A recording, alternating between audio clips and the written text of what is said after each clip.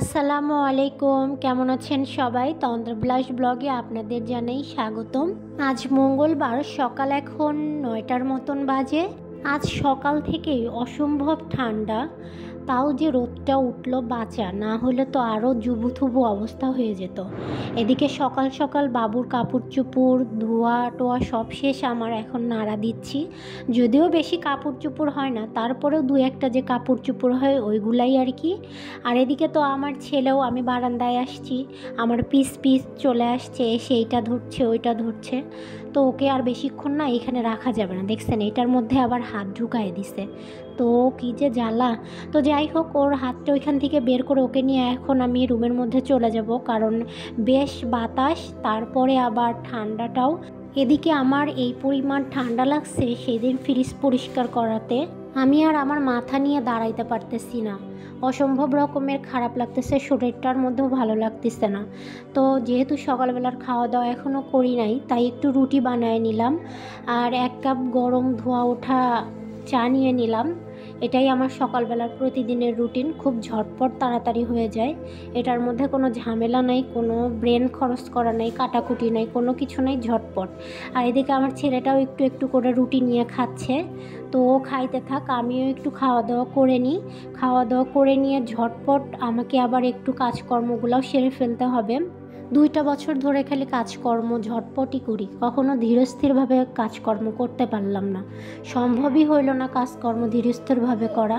আমাদের তো খাওয়া দাওয়া প্রায় শেষ, প্রায় শেষ বলতে সকালের নাস্তাটা শেষ, কিন্তু আমার ঘরের অবস্থা খুবই খারাপ, ঘরটাকেও একটু গুছাইতে হবে, তারপরে বাবুকেও গোসল করায় দিব।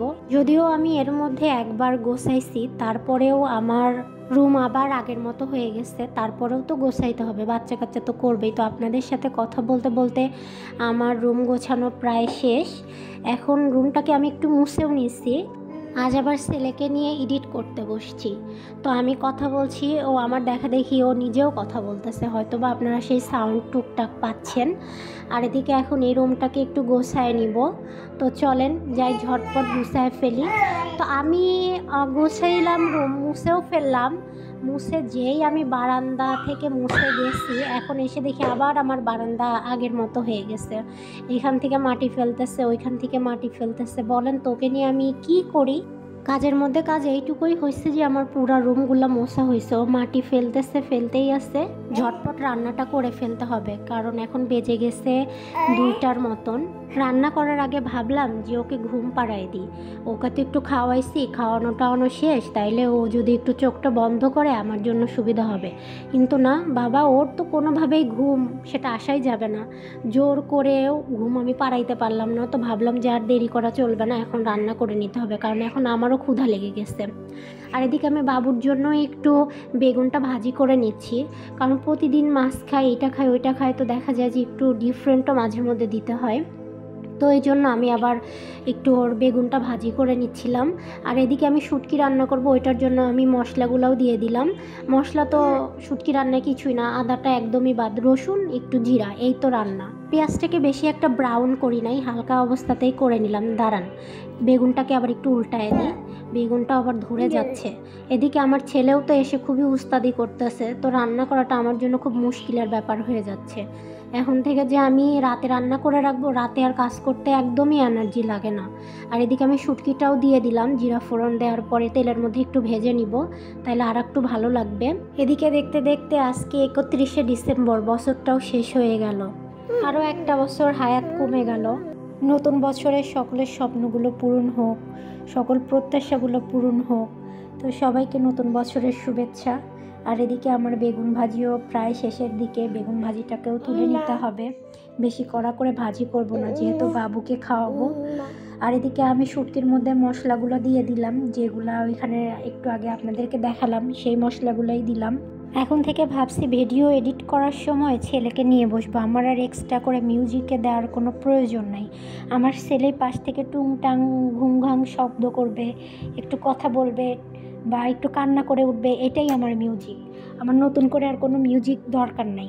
তো এখন থেকে আমি চিন্তা ভাবনা করছি আমি এইভাবে ব্যবহার করব মিউজিকটা। আর এদিকে আমার মশলা পুরো কষানো শেষ, তো এখন আমি এটার মধ্যে বেগুন আর আলু কেটে রাখছিলাম, তো ওইটা দিয়ে আরও বেশ কিছুক্ষণ কষানো লাগবে। তাইলে দেখা যাবে কি যত কষানো যায় তত মানে রান্নাটা টেস্ট হয় আর কি। কষানোর উপরও আবার ডিপেন্ড করে অনেক কিছু, তরকারির স্বাদ টাদ।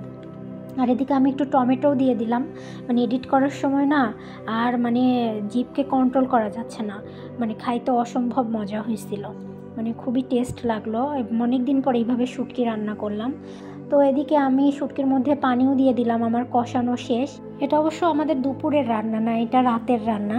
দুপুরে রান্না হয়েছে আলু ঘাটি, তো এটা একেবারে রাতেও করে রাখলাম। আপনাদের সাথে গল্প করতে করতে আমার রান্না প্রায় শেষ। এই যে আমার শুটকির ফাইনাল লুক। জানেন তো, বাবুকে নিয়ে রান্না করাটা প্রচণ্ড রকমের কষ্টসাধ্য ব্যাপার আর কি।